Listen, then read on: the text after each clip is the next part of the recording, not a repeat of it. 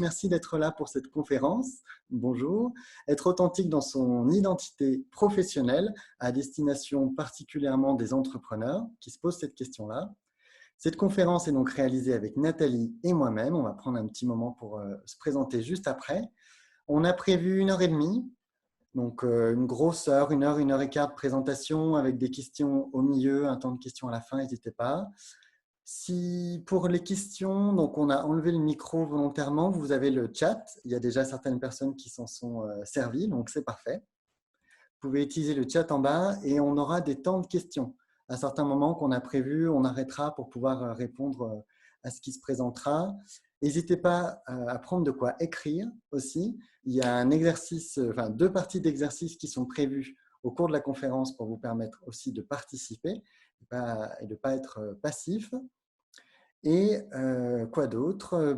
La vidéo, vous pouvez la laisser en on, en sachant qu'il est possible qu'elle apparaisse sur l'enregistrement derrière qui sera rediffusé. Donc, si vous souhaitez l'enlever, vous pouvez enlever la vidéo, comme ça vous serez sûr de ne pas apparaître sur ce qui sera diffusé après. Une autre petite chose pendant que j'y pense, en haut à droite de votre vignette, vous pouvez renommer votre nom. Pour ceux qui en ont envie, vous pouvez être anonyme ou mettre votre vrai nom selon votre envie. Voilà pour les petits détails techniques. S'il y a des questions, n'hésitez pas à les poser au fur et à mesure et on tentera d'y répondre si on a la réponse. Quoi d'autre? Est-ce qu'il y a autre chose que tu vois, Nathalie? Bien, écoute, là, je vois on est tous là, hein, petit à petit. On est une vingtaine, donc je pense que maintenant, ils ont envie de savoir qui on est. Eh bien, allez, j'attaque alors. Donc, pour ceux qui ne me connaissent pas ou pas bien, moi, je m'appelle Michael, enfin Michael Ballois. Je fais de l'accompagnement et de la formation autour principalement des thématiques de connaissance et de compréhension de soi. C'est-à-dire que j'ai des… Hop, je vais enlever ça pour pas que ça bruite en fond. Que j'ai des clients dans des ateliers collectifs ou dans des coachings individuels qui viennent me voir parce qu'ils rencontrent des freins intérieurs. Il y a un blocage, il y a quelque chose qui est présent et qui les empêche d'avancer dans la direction où ils ont envie d'avancer. Parfois, ça peut être une émotion qui est bloquante, parfois c'est un manque de sens, une confusion. Dans tous les cas, ça part d'un ressenti, d'un mécanisme intérieur et je vais les accompagner à venir écouter, à venir comprendre qu'est-ce qui se passe pour pouvoir trouver la meilleure solution, pour pouvoir vraiment lâcher prise sur ce mécanisme intérieur. Et pour ça, je suis convaincu qu'il est indispensable de vraiment bien comprendre ce qui se passe en nous.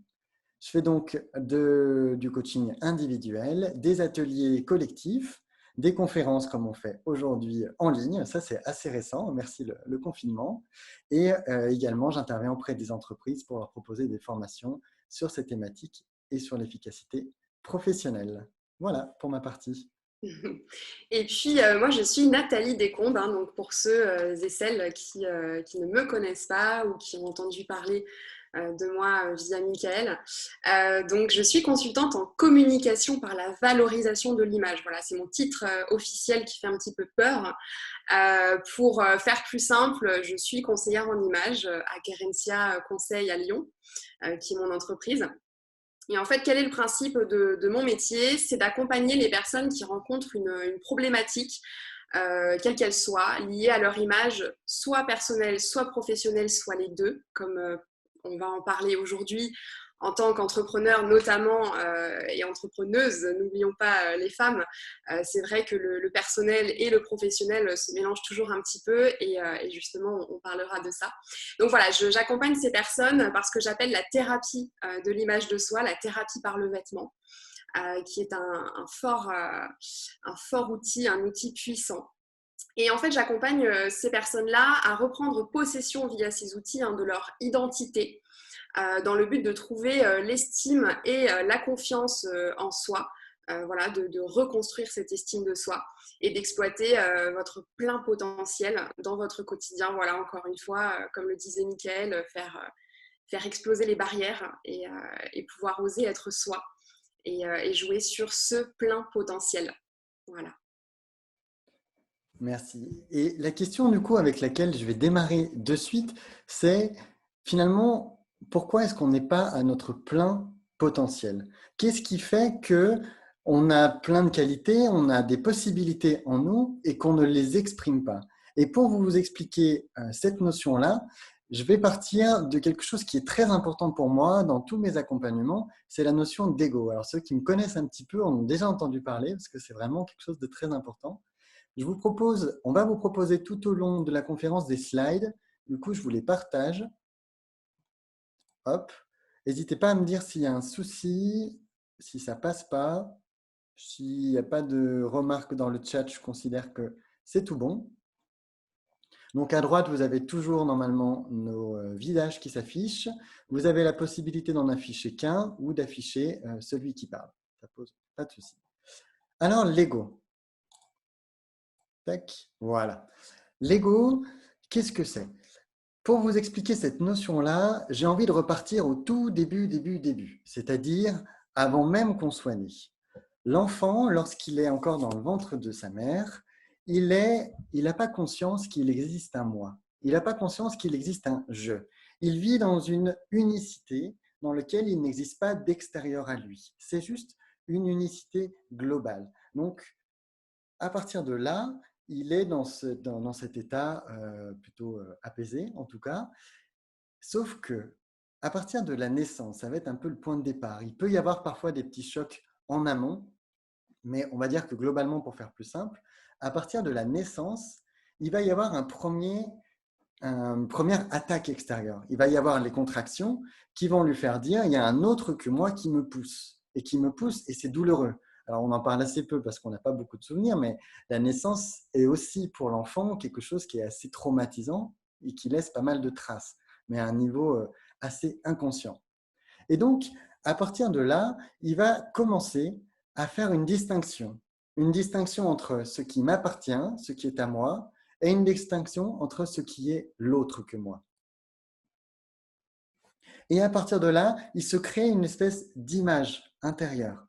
Ce qui est à moi, ce qui n'est pas à moi. Ce que j'aime, ce que je n'aime pas. Il catégorise. Et parmi ces souffrances, donc si je vais juste là, tac, voilà. Donc il commence à se dissocier de ce tout ici que je représentais avec ce soleil un petit peu imagé, et le cœur ici. Hop, ma souris elle est là. Si le cœur, je le représente de cette manière-là, c'est dans le sens où finalement c'est l'essence. C'est le centre de ce qu'on est au plus profond de nous-mêmes et que petit à petit, on va perdre. Et ça, c'est ce que je vais vous expliquer juste après. Parce que parmi toutes les souffrances qui ne sont pas forcément des choses affreuses, hein, bien sûr, mais quand on arrive au monde, on va avoir des petites douleurs, on va avoir des personnes autour de nous, on va avoir faim, on va avoir froid, on va avoir soif. Et ces choses-là, on n'arrive pas à y répondre par nous-mêmes. Un bébé humain, il a besoin de quelqu'un d'autre pour pouvoir répondre à ses besoins. Et tant qu'ils ne sont pas répondus, il va y avoir de la souffrance. Et donc, ça va se séparer, ça va continuer cette séparation entre le moi et ce qui est extérieur à moi. Et il y a des souffrances en particulier. Là, je les ai représentées en rouge, des choses qui sont particulièrement difficiles pour une personne. Et ce n'est pas les mêmes pour tout le monde. Je vous donne un exemple. Il peut y avoir, très jeune, on voit des enfants pour qui c'est très difficile d'être visible. Alors, je vous donne cet exemple, pas tout à fait au pif, c'était un peu, enfin c'est toujours, mais mon cas, quand j'étais enfant, j'étais plutôt un enfant discret, timide, qui avait peur qu'on le voie, qui faisait pas trop de bruit, qui parlait pas trop. Même d'ailleurs, quand j'étais en maternelle, je parlais tellement peu que j'avais une amie, une camarade qui traduisait tout pour moi à la maîtresse. J'étais incapable de parler parce que j'étais trop timide, un peu trop renfermé. Mais on peut avoir des gens pour qui c'est l'inverse, qui ont peur d'être vulnérables, qui ont peur de montrer certaines faiblesses, qui du coup vont être beaucoup dans la colère, dans la réaction, des petits enfants qui sont bagarreurs, qui ne se laissent jamais faire, qui sont un peu teigneux. Il peut y avoir vraiment toutes sortes de caractères différents. Si je vous en donne un dernier aussi qui peut parler souvent à beaucoup de monde, c'est la peur d'être imparfait. Un petit enfant qui va se mettre une grosse pression, qui va vouloir tout réussir. Et ce n'est pas forcément les parents qui vont être derrière en train de tanner et de dire « il faut que tu y arrives ». C'est simplement une sensibilité, une peur intérieure.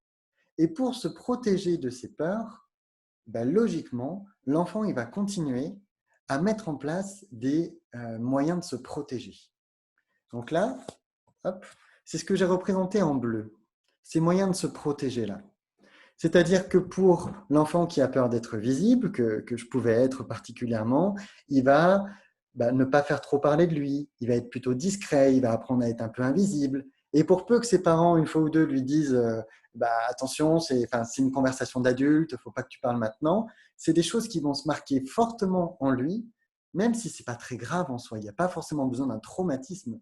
Tout le monde, on a pu avoir ces petits cas-là. C'est quelque chose qui va s'imprimer en lui et il va retenir qu'il faut qu'il fasse attention quand il parle, qu'il ne faut pas qu'il fasse trop de bruit, qu'à l'école, il ne faut pas qu'il soit trop visible, qu'il ne fasse pas trop de chahut. Donc voilà, ça va être un peu cet enfant lisse. À l'inverse, celui qui a peur d'être vulnérable, qui a peur d'être faible, lui, il va apprendre à se défendre. Il va découvrir que la meilleure manière peut-être de se défendre, c'est d'attaquer. Il peut développer des comportements plutôt colériques, un petit peu agressifs, verbalement ou par le geste, le physique.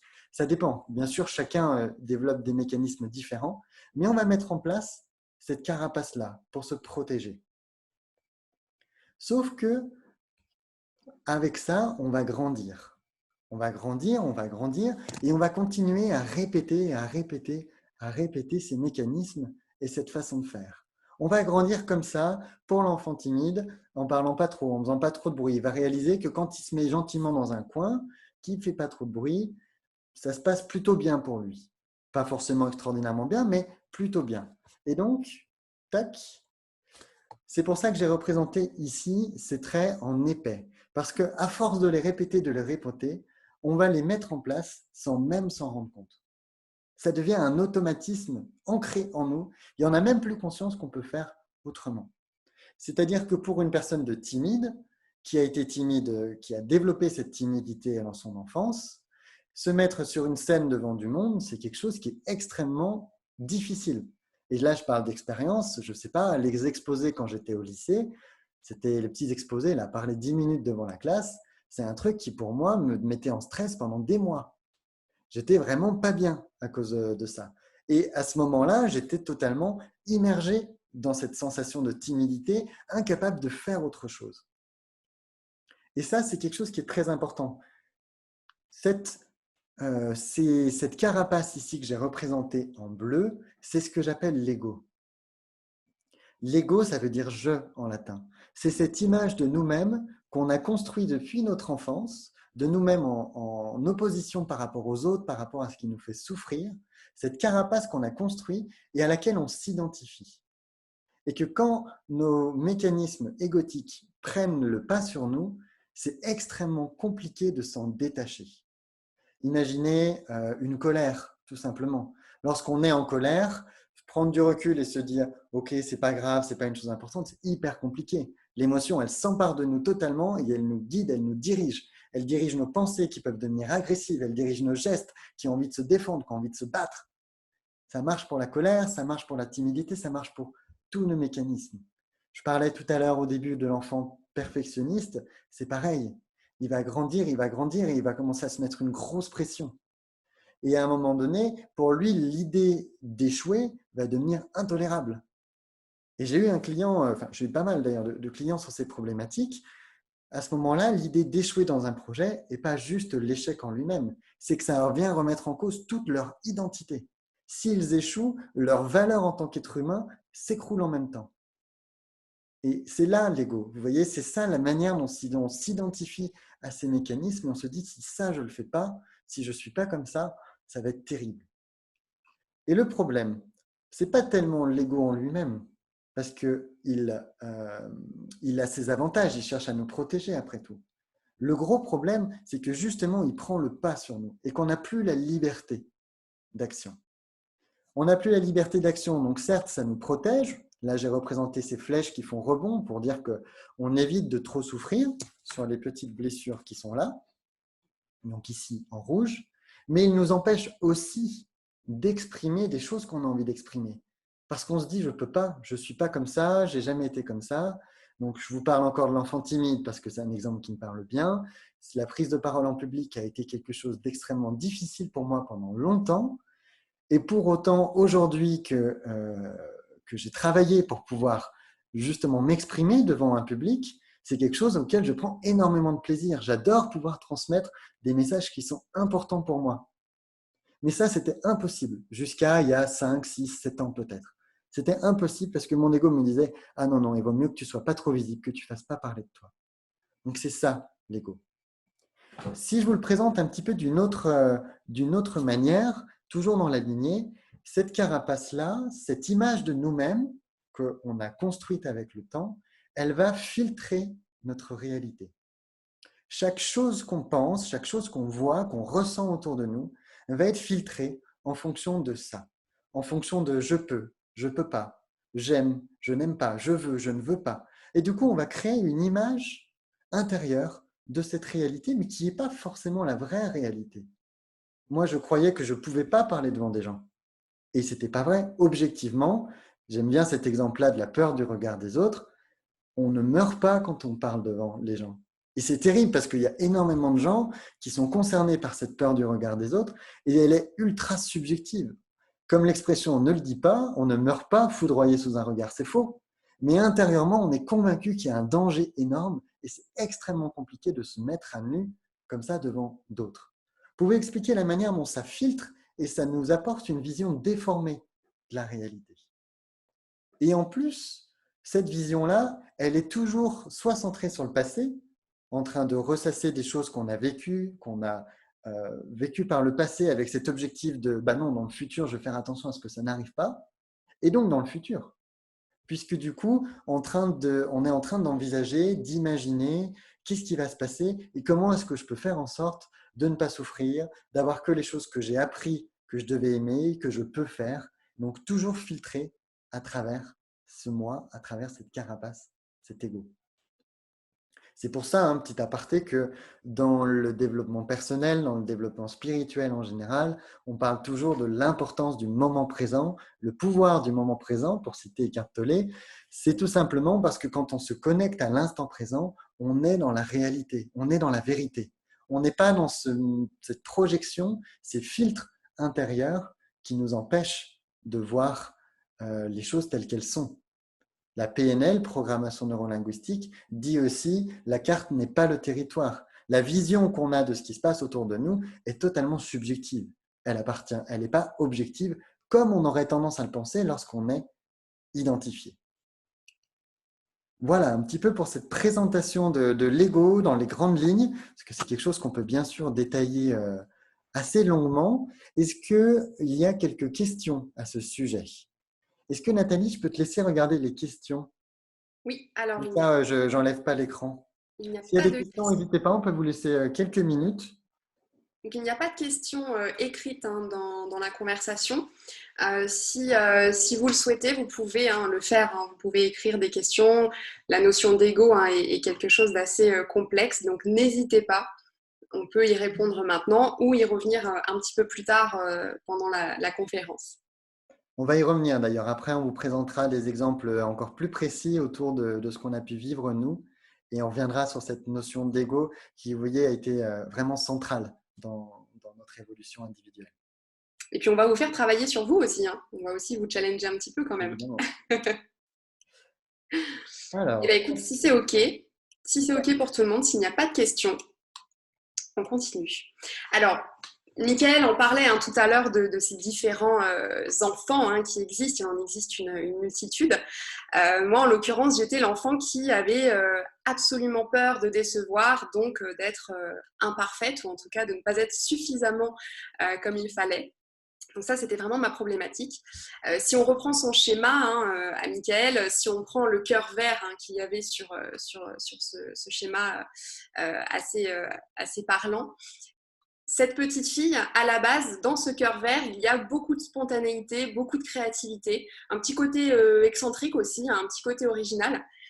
Mais voilà, il y a à un moment donné cette peur de décevoir qui arrive et du coup la construction de ces mécanismes de défense qui étaient en l'occurrence justement d'être très observatrice, de prendre un petit peu de recul, peut-être de parler un petit peu moins, d'être moins spontanée justement, donc petit à petit de freiner en fait la personne que j'étais, hein, la véritable passion que je pouvais avoir, mon véritable caractère. Et donc voilà, par cette peur-là, par ces mécanismes de défense par rapport à cette peur, j'ai commencé à développer encore plus finalement ce côté petite fille parfaite, petite fille très sage. Et en fait, tout simplement, à un moment donné, ces blocages se sont matérialisés, on va dire, ils se sont transmis par l'extérieur. Et c'est là où justement on arrive sur l'image que l'on renvoie.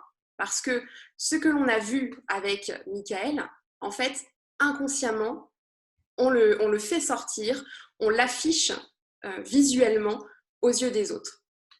Si je vous explique un petit peu plus en détail, par exemple, pour revenir à l'exemple de cette petite fille qui voulait être parfaite, sur l'extérieur, on avait plusieurs traductions. On avait déjà dans sa posture, donc je dis ça, hein, mais c'est moi, hein, je fais comme Alain Delon, hein, je parle de moi à la troisième personne.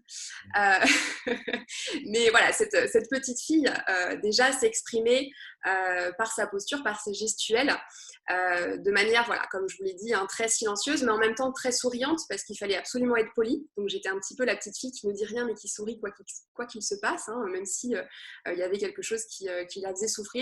Il fallait sourire, voilà, il fallait faire face. Être dans cette politesse. Je parlais doucement, je ne faisais pas de gestes brusques, j'étais très discrète, hein, encore une fois.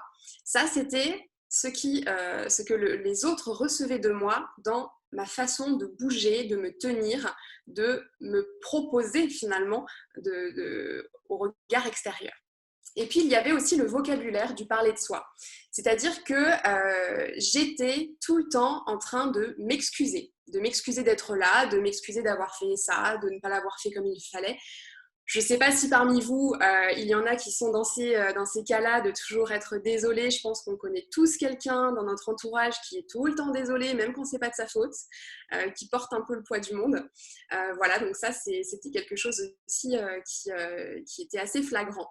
Et puis des mots toujours, il faut que je fasse ça, je dois faire ça. Voilà, j'étais toujours dans ce vocabulaire vis-à-vis de moi et donc vis-à-vis des autres. Hein, quand je parlais, je disais, il faut que je fasse ça, je dois faire ça, je suis désolée. Voilà, j'étais toujours dans cette posture-là.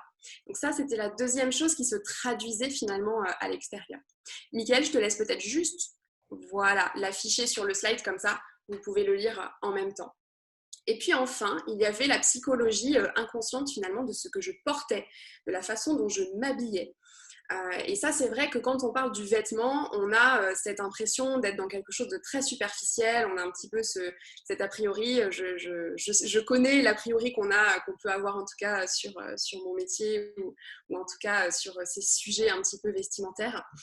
Mais en fait, ce qui est fou, c'est que le vêtement, au contraire, est vraiment le reflet de qui l'on est à l'intérieur ou en tout cas de comment on se voit, comment on se perçoit, en fait, tout simplement.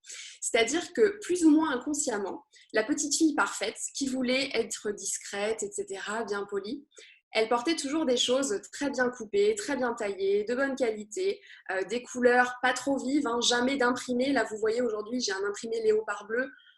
Jamais la petite fille, elle l'aurait porté. On m'aurait dit il y a 10 ans qu'un jour je porterais ça. C'était hors de question. Et pourtant, c'est ma personnalité à la base, cette créativité, ce côté un petit peu excentrique, un petit peu qui sort de l'ordinaire. Donc vous voyez, à un moment donné, comme il y a eu ce chemin-là. Et c'est ça en fait l'idée que j'ai envie de vous partager aujourd'hui, c'est que finalement, par ces blocages-là, par ces limites qu'on se met, on va transmettre aussi à l'extérieur, aux autres, nos propres limites. Voilà, il y a l'expression qui dit il vaut mieux s'aimer soi pour apprendre à l'autre comment bien nous aimer. Et bien là, c'est exactement pareil, c'est-à-dire qu'on conditionne presque la personne en face de soi à nous voir tel qu'on se voit à l'intérieur. Et en fait, ça a un impact très négatif si on est bien sûr dans la démarche de se limiter, d'être dans ce blocage-là. Et à l'inverse, quand on a dépassé ce blocage-là, on est dans quelque chose de très positif. Mais ça, je vous fais un petit spoil par rapport à la suite, donc je ne vais pas vous en parler tout de suite. Mais voilà, l'idée, c'est que vous véhiculez à l'extérieur ce que vous voyez de vous à l'intérieur. Et ça, vous le faites de manière inconsciente. On le fait tous de manière inconsciente, toutes et tous. Voilà.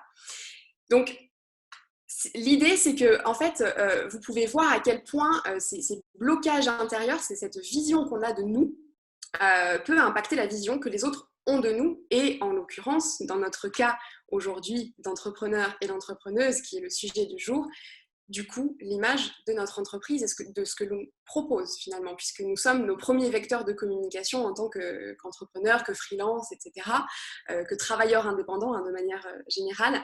Voilà, nous sommes notre carte de visite. La carte de visite, c'est pas le petit carré sur le papier, la carte de visite, c'est nous. Voilà. Donc c'est ça l'idée.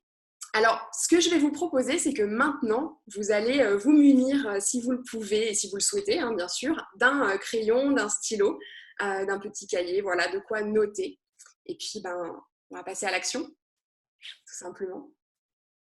Alors, je vois Aurore qui dit oui, je vois de quoi vous parlez. 3 petits points. 3 petits points qui, j'imagine, veulent dire beaucoup de choses. Alors, l'exercice que je vous propose, que nous vous proposons aujourd'hui, il va se faire en 2 parties. Donc là, on va faire la première partie, qui est en fait simplement de faire un état des lieux. Voilà, sans jugement, voilà, on va pas rentrer. L'idée, c'est pas de vous faire pleurer à la fin de la conférence quand même. Voilà, vous allez vous poser au calme avec votre petit carnet, votre crayon, et puis vous allez faire l'état des lieux de l'image que vous avez actuellement. Donc, je vous laisse lire les questions. Je ne vais pas vous les lire une par une, mais écrivez-les. N'hésitez pas, on va vous laisser un petit temps. Voilà. Donc, vous allez écrire très spontanément des adjectifs positifs, négatifs. Essayez d'avoir un petit peu des deux parce qu'il y a des personnes qui parfois sont un peu plus négatives que positives ou inversement. Donc, essayez d'avoir un petit équilibre quand même sur cette vision de soi. Voilà. Quelle image je me renvoie? Quelle image je renvoie aux autres? Et est-ce que ces images sont différentes? Comparez les adjectifs. Donc, je vous laisse un petit temps pour écrire ces adjectifs de manière très spontanée. Et je précise que je vous préciserai après, enfin, la partie blocage juste après.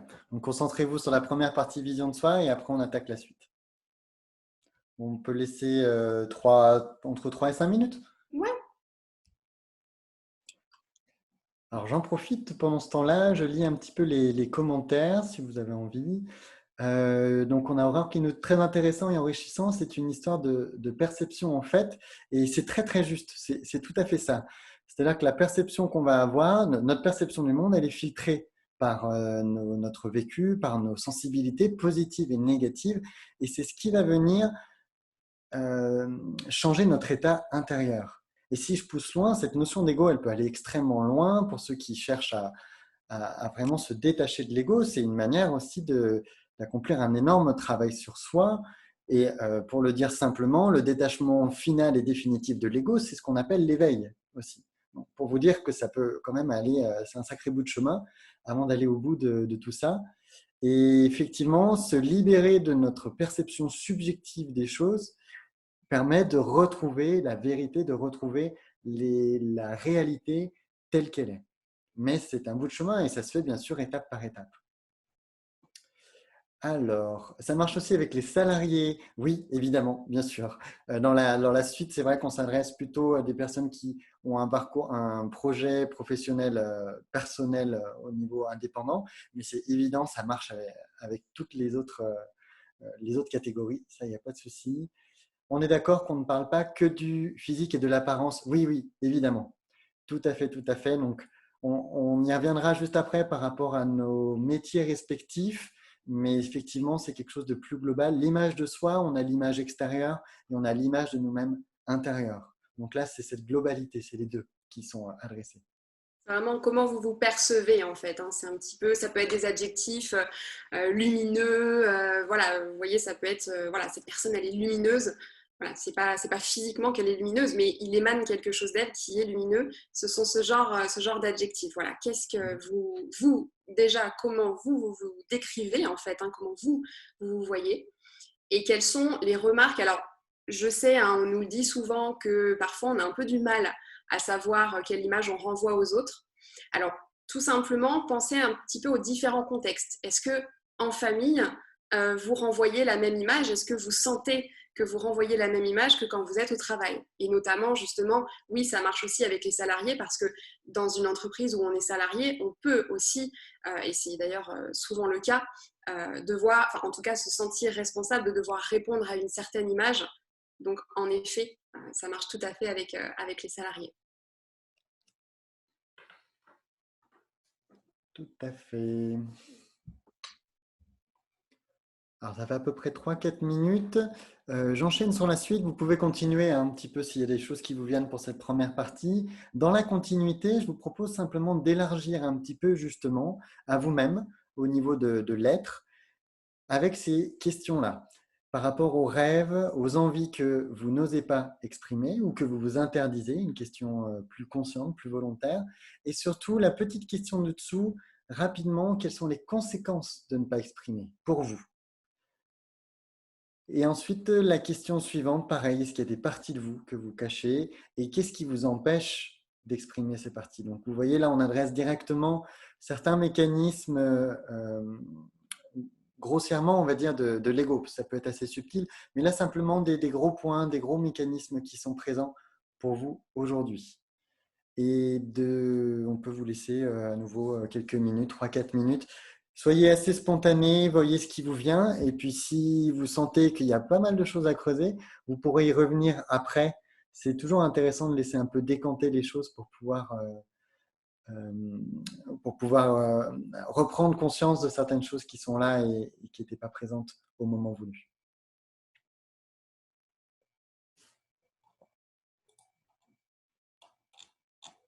C'est vrai que la spontanéité est aussi un indicateur, hein.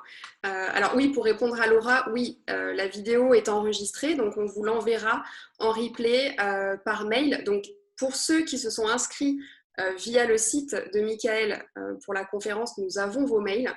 Pour les autres qui nous ont rejoints via Facebook ou autres liens, nous n'avons pas forcément vos mails. Alors si vous le pouvez, écrivez-nous vos adresses mail dans la conversation pour que justement on puisse vous envoyer le replay dans les jours qui viennent pour que vous puissiez vous reposer sur cet exercice un peu plus en profondeur. Mais encore une fois, l'aspect instant T est très intéressant aussi parce que du coup, on ne réfléchit pas spécialement. Et puis, le fait de ne pas pouvoir répondre, c'est aussi un indicateur. Ça veut dire que justement, vous ne savez pas où vous en êtes. Vous ne savez pas quelle est l'image que vous avez de vous. Voilà. Donc, c'est aussi un indicateur de ne pas savoir. Donc, si vous n'arrivez pas à faire cet exercice, à répondre à certaines questions, c'est que justement, il y a peut-être quelque chose à creuser. C'est pas grave. Voilà. C'est très très juste ce que tu dirais, tout à fait. Tout est matière à observer. Et le fait de ne pas arriver à observer est une matière à observer. Il y a cette neutralité dans cette posture-là d'auto-observation qui est qu'est-ce qui est présent. Il n'y a rien de présent. Ok, c'est quelque chose en fait, c'est pas rien. Le fait d'avoir de la confusion, d'avoir un blanc, d'avoir du mal, c'est aussi quelque chose qui est intéressant et qui nous apprend quelque chose de nous-mêmes. Donc, je reçois bien vos mails, hein, je vous le... Est-ce que je peux te laisser les noter pour pas qu'on les perde à la fin de... Oui, parce que c'est vrai qu'après, on va remonter dans la J'ai peur conversation.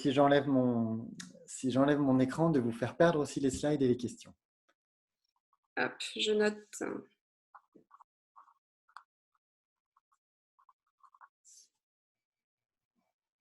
Oups. Là, de toute façon, j'ai cliqué un peu maladroitement, mais je vous propose d'attaquer la suite. Si vous n'avez pas tout à fait fini, on pourra y revenir un petit peu après. Il n'y a pas de souci. Il y a une deuxième partie de cet exercice qui est proposée dans la continuité un peu après. On avait envie, pour vous donner un exemple, pour vous expliquer un peu plus en détail ce qu'on entend par là, de vous raconter nos parcours. D'où est-ce qu'on vient? Qu'est-ce qui a fait qu'on est là aujourd'hui et qu'on avait envie de vous parler de ce sujet qui est vraiment important pour nous, être authentique dans son identité professionnelle, être soi-même aussi dans son boulot. Alors moi, je vous parlais d'ego. Mon ego, donc je vous disais, cette peur d'être visible, donc c'est un aspect, il y avait un aspect qui était très fort et très marqué dans toute mon enfance jusqu'à à peu près 25 ans, je dirais. C'est pas si loin. C'est le besoin d'être conforme. C'est-à-dire que mon ego, pour lui, il était extrêmement important de répondre aux attentes des autres. Et je précise un petit peu, ça ne veut pas forcément dire qu'on me forçait à faire les choses. C'est moi intérieurement qui me disais, non mais pour être aimé, pour être quelqu'un, pour être reconnu, pour que ça se passe bien, pour pas faire trop de vagues, voilà, c'est un peu quelque chose comme ça, il est important que je fasse ce que les autres attendent de moi. Et je dirais même pire, ce que je crois que les autres attendent de moi. Vous voyez, ça va quand même assez loin finalement.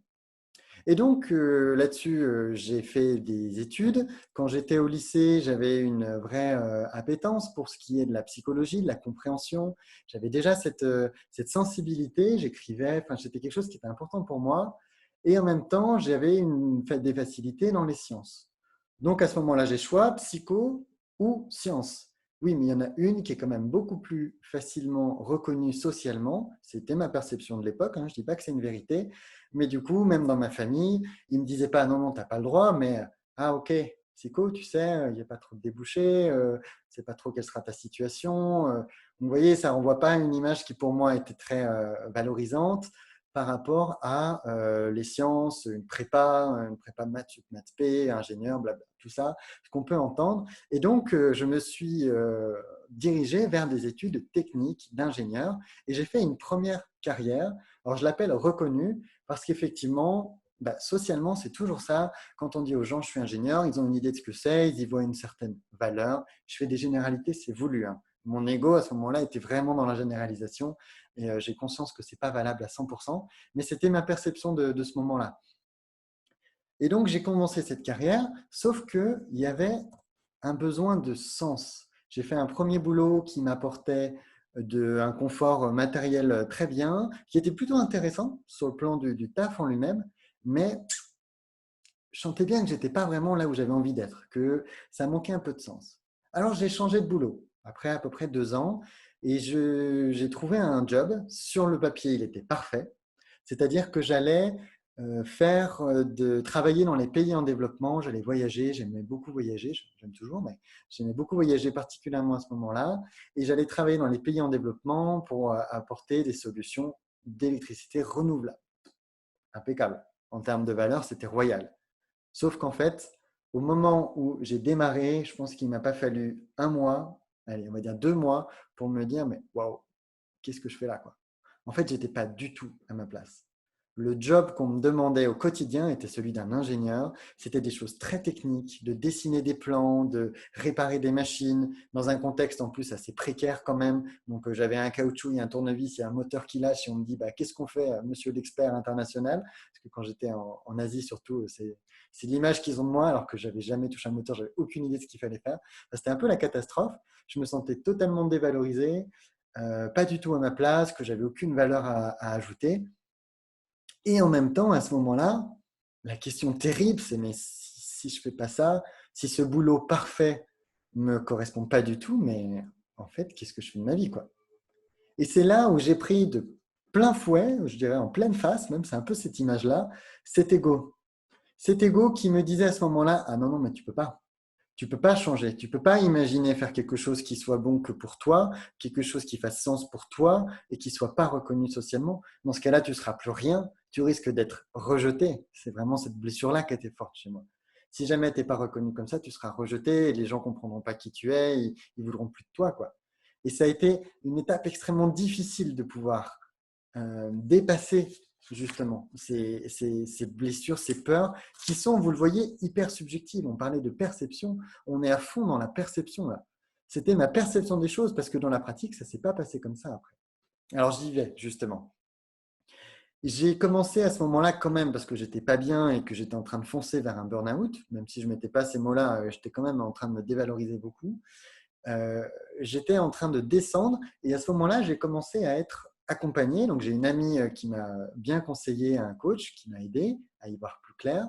J'ai aussi commencé à me renseigner, à lire des bouquins, bref, à vraiment essayer de trouver ce qui faisait sens jusqu'au jour où je suis tombé dans une formation, tac, qui pour le coup était exactement pour moi. Pour ceux qui connaissent, c'était de l'analyse transactionnelle, donc on était déjà dans une méthode d'accompagnement, de coaching, donc c'est quelque chose d'assez large.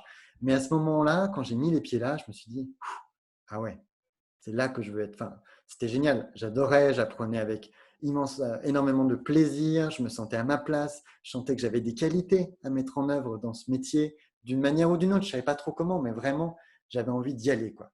Et là, il s'en est suivi une période d'1 an et demi de formation dans laquelle j'étais vraiment épanoui, avec des petites difficultés de formation, mais enfin vraiment, j'étais extrêmement heureux.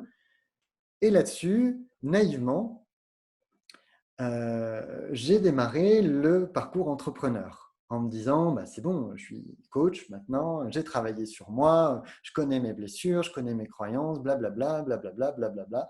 Résultat des courses, en quelques semaines ou quelques mois après, j'ai repris en pleine face des blocages et des peurs qui étaient toujours là et qui avaient un peu bougé, certes, mais qui étaient toujours là. Et si je vous dis ça, c'est pas pour faire peur, c'est pas pour dire qu'on s'en sort jamais, c'est simplement dans l'idée qu'en fait, c'est un cheminement. Il n'y a pas un tout ou rien. Il n'y a pas, ça y est, à un moment, j'ai dépassé mes peurs, je suis dans ma mission de vie et boum, tout est rose, les oiseaux chantent et il y a des poneys sur des arcs-en-ciel. Ça peut durer un moment, mais ça ne dure pas toute la vie. Et à un moment, il y a autre chose qui arrive. Il y a un blocage, il y a une nouvelle peur. Et à ce moment-là, il est important de refaire ce travail-là d'introspection, d'écoute, de compréhension de soi, d'action aussi, bien sûr, pour pouvoir avancer. Et c'est aussi cette autonomie qu'on a envie de transmettre. Cette autonomie, on a les outils, maintenant on peut avancer sur notre chemin. Donc c'est un chemin quotidien qui demande de l'énergie. On va pas mentir. Enfin, je pense que Nathalie est d'accord, mais je ne vais pas vous mentir. C'est un chemin qui demande de l'énergie et des efforts, mais qui en même temps, quand même, est vachement cool. Évidemment, sinon personne ne le ferait. C'est-à-dire que aujourd'hui, j'ai sans doute une vie qui est plus compliquée que celle que j'avais en tant qu'ingé en CDI. Ça, il n'y a pas de doute. Mais pour autant, je les changerais pour rien au monde. C'est-à-dire que cette sensation-là d'être là où je dois être, si on me donnait 10 millions, je ne ferais rien d'autre que ce que je fais ici. Je serais un peu plus serein, peut-être, au quotidien, mais c'est tout. Parce que j'ai vraiment envie, je suis là où j'ai envie d'être. C'est ce que j'entends par le sentiment de sens et de justesse. La justesse, c'est que je me sens exactement là où j'ai envie d'être. Il y a des petites choses à réaligner, mais globalement, je n'échangerai pas ma place pour rien au monde. Et ça procure un sentiment de liberté, la liberté d'être soi, qui est vraiment centrale, la liberté d'exprimer ce petit cœur vert, vous voyez, qu'on voyait au début et dont on a parlé, la liberté d'être totalement nous-mêmes. Et c'est ça qu'on appelle l'alignement, c'est d'être pleinement soi-même. C'est d'ailleurs mon slogan, c'est pas pour rien, c'est que c'est vraiment quelque chose qui est central pour moi et pour nous dans notre approche. Voilà un petit peu ce que j'avais envie de vous expliquer sur le parcours qui m'a emmené à être ici et à vous parler aujourd'hui, en espérant que ça puisse vous apporter bien sûr des clés, des ouvertures peut-être pour comprendre et que chacun sur son propre chemin trouve des pistes. Eh bien, moi, je vais passer derrière, hein. Il est passionnant, donc du coup, moi, j'écoute à chaque fois, hein. On a beau avoir répété plein de fois, je vous avoue qu'à chaque fois, le parcours, je suis comme une enfant qui écoute Mickaël. Alors moi, sensiblement, j'ai eu à peu près le même parcours. Alors bien sûr, hein, chaque parcours est différent, hein. Ça, c'est clair et net, hein. On est tous très différents, on a tous des peurs différentes, etc. Mais sur le cheminement global, en tout cas, sur les prises de conscience globales, Mickaël et moi, on s'est retrouvés sur nos chemins respectifs. Donc, si on revient hein, tout à l'heure, on en a parlé de cette petite fille hein, parfaite, encore une fois, qui avait peur de décevoir, qui justement de manière externe aussi reflétait ce besoin-là. Finalement, cet enfant-là, elle avait quand même hein, cette créativité à l'intérieur. Hein, elle ne voulait pas la laisser de côté. Et finalement, j'ai trouvé un métier qui justement arrivait à me faire sentir importante, à me faire me sentir dans un milieu un petit peu élitiste, un petit peu, voilà, on approche de la perfection, etc., qui était le milieu de la mode. Donc après des études hein, dans différentes écoles de mode, d'art appliqué, etc., je me suis dirigée dans le stylisme photo. Donc le stylisme photo, qu'est-ce que c'est ? C'est la mise en valeur de mannequins, hommes et femmes, hein, quelle que soit la personne. L'idée, c'est de mettre en valeur des vêtements sur des mannequins, des vêtements plutôt de luxe, dans mon cas, en tout cas, dans mon expérience professionnelle. Et puis, ben, tout simplement, en fait, hein, de vendre du rêve, un petit peu, c'est un petit peu l'idée. Alors, attention, hein, j'aime beaucoup la mode, mais en effet, j'ai eu un petit moment cette dissonance, comme je vous le dirai juste après. Donc, en fait, ce qui est fou, c'est que je me suis dirigée vers des milieux hyper compétitifs, c'est-à-dire que je me suis dirigée vers le stylisme photo qui est rempli de dictats, et puis de codes sociaux hein, aussi, puisque voilà, on a un rôle à tenir, on a voilà, des choses qui se font, des choses qui ne se font pas. Et puis on a ce constant besoin d'être le meilleur hein, finalement. Donc je nourrissais encore plus cette pression de vouloir être parfaite. Et puis, j'ai également travaillé, j'ai également un BTS communication et j'ai également travaillé en agence de communication à un moment donné où justement je me cherchais. Donc voilà, je suis un petit peu sortie du stylisme photo, je suis allée en agence de communication. Et puis là, pareil, un milieu très compétitif avec des stratégies. Je pense qu'on a tous plus ou moins des stratégies de communication, etc. Je pense que dans nos professions, on sait l'importance de la stratégie, mais il n'y avait que ça, en fait. Il n'y avait que ça. Là où je travaillais, voilà, dans ce milieu-là, il n'y avait que cette stratégie un petit peu business, comme on l'imagine, hein, qui est un petit peu froide et déshumanisée. Et à ce moment-là, justement, malaise. Encore une fois, voilà, moi aussi, j'ai eu à un moment donné ce sentiment d'être un peu dans l'hypocrisie, un petit peu vis-à-vis de moi-même, de ce que je vivais aussi, parce que ce qui s'est passé aussi, si on rentre un peu plus dans la confession, si je dois parler de ma vie, c'est vrai que j'avais à ce moment-là en plus une problématique vis-à-vis de l'image, c'est que je cherchais la perfection dans le travail, dans mes relations, etc. Mais je cherchais aussi la perfection physique. Et j'ai eu du coup une période de fluctuation de poids avec toutes les maladies un petit peu d'anorexie, etc., qui sont notamment très tournées vers ce besoin de perfection. Donc c'est allé jusque-là, jusqu'à vouloir carrément changer le corps pour qu'il soit parfait. Donc voilà, à un moment donné, je me suis sentie hypocrite, je me suis dit, ok, je suis en train de servir ce dictat, je suis en train de servir ces choses-là, ces discours qui me font moi-même souffrir, hein, et puis j'ai constaté la souffrance aussi autour de moi. Et j'avais ce sentiment d'être enfermée dans une image qui n'était pas la mienne, qui n'était pas voilà, celle de la petite fille hyper créative, hyper gentille, voilà, qui avait envie d'aider les autres aussi. Il y avait une grosse part d'humanité aussi en moi qui n'était plus du tout au cœur de ce que je faisais à ce moment-là. Et c'est là que j'ai entamé la remise en question, que j'ai entamé le chemin. J'ai vraiment fait... Je me souviens, pour l'anecdote, d'avoir vraiment fait le deuil de cette fausse image. C'est-à-dire qu'à un moment donné, je me suis posée, je m'en souviendrai toujours, hein, c'était dans mon petit appartement d'étudiante, etc. Je me suis posée à un moment donné et je me suis dit, ok, je fais le deuil de ça, de vouloir être dans le succès, la réussite, d'avoir l'image parfaite. J'ai vraiment décidé de faire ce deuil-là et d'aller me retrouver, d'aller voir qu'est-ce qui finalement faisait vraiment ma personne, qui j'étais vraiment. Et j'ai commencé, tout comme Michael, plusieurs thérapies différentes, donc psychothérapie, hypnose, sophrologie. Voilà, j'ai un petit peu tout testé parce que je pense que toutes les thérapies sont toutes complémentaires et toutes très enrichissantes. Et puis surtout, j'ai eu la révélation grâce à mon métier. C'est-à-dire qu'à un moment donné, je me suis dit, d'accord, mais alors, moi, je suis bonne à faire ça, je suis bonne à valoriser les gens. Je suis bonne à... Voilà, j'aime la mode, j'aime ce milieu-là parce que je trouve le vêtement formidable, un outil formidable d'amusement, d'expression, etc. Mais en même temps, je ne veux pas servir cette industrie-là. Voilà, je veux apporter aussi mon expérience personnelle. Je veux en faire quelque chose aussi. Je veux faire de ce parcours quelque chose. Et j'ai foncièrement envie de retrouver l'humanité.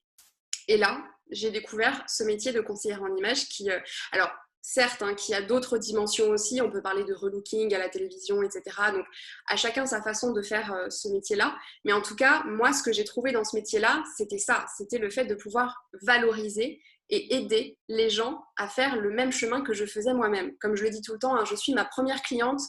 Tout ce que je fais sur mes clients et mes clientes, je l'ai fait sur moi. Voilà. Donc, en effet, hein, si on doit aujourd'hui faire le bilan un petit peu de cette révélation, de ce cheminement-là, comme l'a dit Mickaël, on est sur du travail. Hein, on est sur du travail constant. Je pense que... Donc, apparemment, nous avons aussi des salariés parmi nous, mais c'est vrai que quand on travaille pour soi aussi, quand on a cette pression aussi d'être entrepreneur, c'est une vie de challenge. C'est-à-dire qu'on est tout le temps en train de sortir de sa zone de confort, ou en tout cas, pour pouvoir avancer, il faut pouvoir le faire. Vous voyez, je dis il faut. Hein. Vous voyez, je travaille encore sur mon vocabulaire du parler de soi. Hein. Vous voyez, c'est quand même toujours un travail. Je ne me suis pas encore excusée pour le moment, mais en tout cas, voilà. Vous voyez, c'est toujours un travail en fait. Hein. C'est toujours quelque chose qui se fait avec le temps. Il y a des hauts, il y a des bas. Simplement, l'idée de ce qu'on vous propose aujourd'hui, ce qu'on a envie de vous faire vraiment comprendre, c'est que dans cette vie de challenge, si on a les outils, si on a la connaissance de soi, si on a réussi à un moment donné déblayer un petit peu ce qui se cache à l'intérieur de nous, on va être prêt à affronter ces obstacles et à pouvoir les dépasser et les transformer. C'est ça l'idée en fait. C'est que l'épanouissement total, je veux dire, c'est quelque chose d'illusoire, mais l'épanouissement se fait dans le sentiment d'être aligné à soi, encore une fois, et de savoir gérer les choses qui se présentent à soi et de savoir qu'on vaut mieux que ça et qu'on peut encore aller au-delà. Voilà, c'est ça l'idée. Donc c'est vrai que, comme vous l'avez vu, hein, nos parcours sont un petit peu proches par rapport à ça, vraiment sur ce côté philosophique presque hein, de ce qu'on a pu vivre, Michael et moi. Et c'est comme ça qu'on s'est rencontrés, voilà, c'est comme ça qu'on s'est retrouvés. C'est sur cette même vision. Voilà, tout simplement. La vision commune qu'on a, Michael et moi, c'est que voilà, on est vraiment persuadés, encore une fois, que l'alignement est essentiel pour l'épanouissement, que ce soit l'épanouissement personnel ou professionnel, de l'importance de l'authenticité, hein, c'est le titre de la conférence et c'est pas pour rien, on va rentrer justement dans l'histoire de cette authenticité maintenant dans cette deuxième partie de conférence. Voilà, pour nous, l'authenticité, la sincérité, montrer cette partie de là au monde, c'est un véritable outil de force. Voilà, ce qu'on pourrait penser être des faiblesses, en fait, peut devenir une vraie force, et notamment dans notre vie professionnelle. C'est comme ça que nous nous sommes rejoints avec Mickaël, avec cette vision-là. Tout à fait, merci Nathalie. Alors oui, c'est vrai qu'on s'est appelé, c'est un peu marrant, on s'est contacté, enfin Nathalie d'ailleurs m'a contacté un peu comme ça la J'ai première eu le fois. flair. Voilà, bon flair sur un feeling. Et en fait, on s'est eu au téléphone et après 3/4 d'heure de téléphone, on a dit, bon, ok, on va bosser ensemble. Qu'est-ce qui a fait qu'on était aussi, ça a marché aussi vite?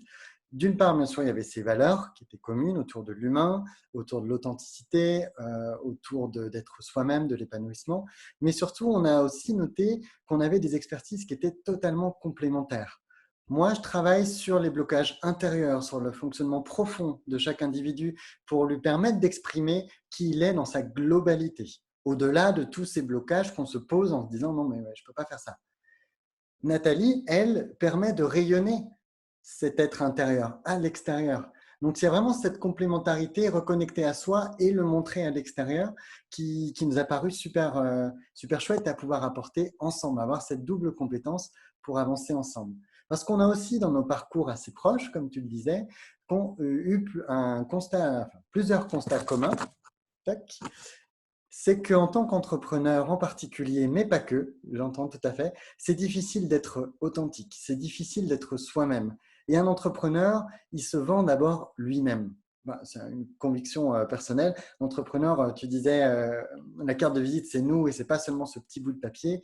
Un entrepreneur, il se vend lui-même. Et c'est difficile par rapport à la pression de notre milieu professionnel, aux gens qu'on rencontre, aux gens qui nous appellent et qui nous disent dans nos métiers, non mais à quoi ça sert ton truc, tu fais du bullshit. C'est quand même quelque chose qu'on a de temps en temps. Hein. Donc, c'est difficile à ce moment-là d'être vraiment ancré, d'être authentique. Et pour nous, c'est central. Donc, s'il y a un message là que j'avais envie de dire comme ça, c'est soyez vous-même. Quoi qu'il arrive, même si à courte échéance, ce n'est pas facile, c'est toujours gagnant pour vous et pour les autres. La deuxième chose, c'est que c'est extrêmement douloureux de ne pas être soi-même. Donc, on vous a partagé nos parcours, pas tellement par plaisir de parler de nous-mêmes, mais plutôt dans l'idée de vous montrer que c'est jamais une bonne idée de ne pas être soi. Ça nous permet pas d'avancer. C'est ce que je veux dire. Et qu'on souffre. Moi, j'ai cette conviction qu'on est fait pour être une personne. On est quelqu'un intérieurement, de global, et tout ce qu'on refuse de nous-mêmes génère de la souffrance. L'épanouissement réel ne peut venir que par une acceptation de soi-même, et pour ça, c'est indispensable d'être soi-même, en particulier au boulot, mais aussi dans les autres contextes. Et donc, ça entrave notre épanouissement personnel et professionnel. Ça va dans la lignée. À partir de là, de ces constats-là et de ce travail qu'on a fait ensemble, on a défini un pourquoi. Et du coup, ce pourquoi, sans surprise, c'est un pourquoi commun, hein, je veux dire ensemble, ce pourquoi sans surprise, c'était permettre à chacun d'être lui-même. Oui, il y a quand même une cohérence entre les, entre les différents slides. C'est-à-dire que nous, ce qu'on a envie d'apporter, c'est de permettre aux gens d'être eux-mêmes, parce que c'est aussi ce qui est important pour nous. Et on a cette conviction que si chacun est lui-même, ça permettra de créer un monde professionnel au sens large du terme, aligné et bienveillant. Pourquoi bienveillant? Parce que si on est bien avec soi-même, si on est aligné, si on est heureux de la personne que l'on est, on ne peut pas être malveillant. C'est pas possible. On ne peut pas être jaloux de son voisin si nous, on a tout ce qu'il nous faut et qu'on est heureux comme ça. On ne peut pas être en colère parce que l'autre ne nous remet pas en cause. Il ne peut pas nous toucher. Il ne peut pas nous atteindre si nous, on est parfaitement OK avec nous-mêmes. Et ça, à une échelle plus globale, il faut s'autoriser à voir grand. Je pense que c'est la manière de créer un monde professionnel, en particulier même, plus largement, mais professionnel dans ce cas-là, qui soit bienveillant, qui aille dans le sens de ce que nous, on a envie de voir dans le monde. Alors, comment ça se passe? Ces belles paroles, tac, le comment. Le comment, pour nous, il y a 2 points qui sont fondamentaux et on revient un petit peu là-dessus. Le premier, c'est la connaissance de soi. À mon sens, il est indispensable de se connaître pour être soi-même. D'une part, par rapport aux blocages dont je vous parlais tout à l'heure. Ces blocages qui sont présents, qui prennent le contrôle sur nous et dont on n'a même pas conscience. Une personne de perfectionniste, elle n'a pas forcément l'impression d'être perfectionniste. Ou plutôt, elle n'a pas conscience qu'elle peut ne pas être. Elle va dire non, non, mais si j'arrête de faire ça, en fait, je vais faire les trucs n'importe comment. Il y a souvent un peu ces extrêmes-là. Soit je fais tout parfaitement, soit ça veut dire que je fais mal les choses et j'ai pas envie d'être cette personne-là. Non, il y a un juste milieu en fait. Il y a toujours une autre possibilité. Et pour ça, il faut avoir une connaissance précise de soi-même pour comprendre que c'est un blocage, que c'est une peur qui est là et qu'en fait, on peut faire autrement. On peut faire bien les choses et ne pas s'attacher, prendre personnellement quand il y a des choses qui se passent mal et qui ne sont même pas dans notre contrôle. Je vous donne un exemple comme ça rapide, mais ça, c'est une connaissance de soi. C'est la connaissance de soi qui nous l'apporte. Et aussi, le deuxième point indispensable, on dit être soi-même, mais c'est qui soi-même? À froid comme ça, là, si on pose la question, mais vous êtes qui vous? C'est quoi votre identité? En principe, c'est un peu chaud. Hein. Ce n'est pas évident de venir définir, voilà, moi je suis telle personne, j'ai telle mission de vie, et voilà ma vision au sens personnel, spirituel, tout ce qu'on veut. Donc, cette connaissance de soi, elle est indispensable pour trouver le sens qu'on veut donner à sa vie. Et j'ai énormément d'ailleurs de personnes qui viennent me voir avec cette question-là. Je ne me sens pas aligné, je ne me sens pas très bien, mais je ne sais pas du tout ce que je veux faire de ma vie. Et il y a un vrai travail pour comprendre c'est quoi le sens que je veux donner à ma vie pour pouvoir y aller. Voilà, pour ce premier point, je laisse Nathalie pour la deuxième partie. Oui, tout à fait, hein, comme le disait Mickaël tout à l'heure sur la complémentarité de nos expertises respectives. C'est vraiment ça, c'est qu'on a cette connaissance de soi qui est la base, hein, qui est vraiment le socle. Mais une fois qu'on a la connaissance de soi, une fois qu'on a trouvé sa mission, une fois qu'on est déjà dans cette réflexion, donc déjà dans une action, hein, bien sûr, mais il faut maintenant la mettre en place et l'exprimer, la faire sortir. Et c'est là, en fait, que je reprends hein, tout ce que je vous ai dit hein, en début de conférence. Après cette connaissance de soi, avec ces outils que Mickaël vous a cités, hein, de l'ego, le travail de l'ego, etc., on va rentrer dans l'acceptation et l'expression de soi. Alors, attention, acceptation de soi ne veut pas dire amour de soi. Hein, c'est encore quelque chose sur laquelle il faut encore plus travailler. Encore une fois, alors, je ne vous en parle pas ici, mais ceux qui ont pu voir le petit live que j'ai animé via l'outil Oh, ça te démange. il y a quelques semaines, j'en parlais justement hein, de comment atteindre justement cet amour de soi et de dépasser l'acceptation. Mais par acceptation, qu'est-ce que j'entends? C'est de se dire, ok, je suis, si on reprend l'exemple de l'enfant timide, ok, je suis timide. Ok, bon, ça fait partie de moi. J'aime pas spécialement ça, voilà, vous voyez, c'est pas de l'amour, hein, j'aime pas spécialement être timide, mais je le suis, ça fait partie de moi. Donc, je l'accepte. J'accepte, je tolère cette partie de moi, je tolère qu'elle soit en moi. Et maintenant, je vais faire en sorte de dépasser cette timidité, voire même de la transformer en quelque chose, de faire de cette timidité presque un tremplin à l'expression de soi et au fait de sortir de sa zone de confort. Donc, on va reprendre l'exercice qu'on a tout à l'heure entamé ensemble. Donc, je vous invite à reprendre votre petite feuille et votre petit stylo. Et voilà, on va parler maintenant d'image souhaitée, de vision de soi souhaitée. Donc, la partie en haut hein, des questions que vous voyez sur la slide, c'est celle que vous avez remplie tout à l'heure. Donc, si jamais vous n'avez pas eu le temps de noter les questions, vous pouvez voilà, les renoter, ça vous fait un petit rappel de ce qu'on a vu ensemble tout à l'heure. Maintenant, on va vous proposer de passer à, en tout cas, de générer une première petite action, un premier pas vers soi, vers l'expression de soi, puisque bien sûr, hein, l'expression de soi, c'est très long, hein, c'est un travail, on l'a vu tout à l'heure, de tous les instants, c'est un cheminement. Voilà, on va aujourd'hui vous proposer, maintenant que vous avez réfléchi sur vous-même, vous avez fait l'état des lieux, quelle image j'aimerais me renvoyer? Quelle image avez-vous envie de vous renvoyer à vous-même? Comment avez-vous envie de vous sentir à l'intérieur? Là, on ne parle pas des autres, on parle vraiment de ça.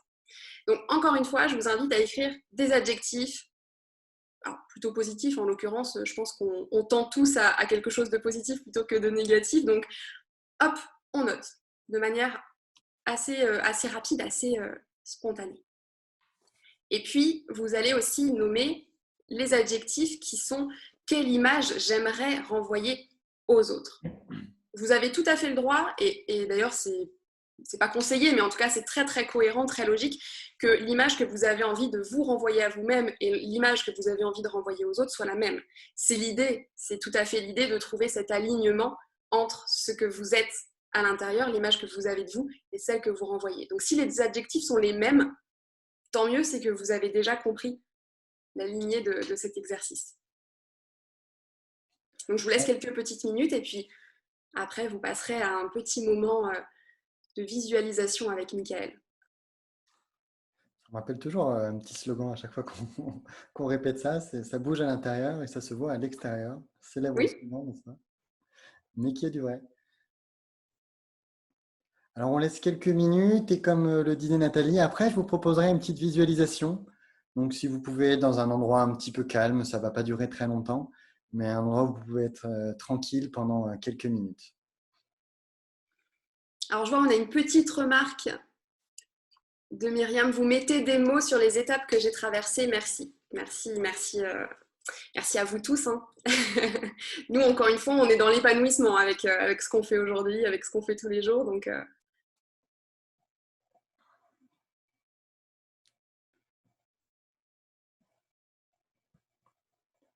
Si vous avez aussi des questions ou des partages que vous avez envie de faire par rapport aux exercices, c'est aussi le moment. N'hésitez pas et on peut prendre quelques minutes pour y répondre. Sinon, on ne l'a pas précisé, mais on est disponible de toute façon par mail ou par autrement. Hein, vous pouvez nous contacter, on sera toujours ravis d'y répondre. On n'est jamais trop avare sur ces sujets. Le gros de notre travail était plutôt de se cadrer pour cette conférence, que ça ne dure pas 4 heures, plutôt que l'inverse. oui, c'est vrai que nous, on aurait parlé pendant 4 heures. Là, on aurait pu vous garder tout l'après-midi.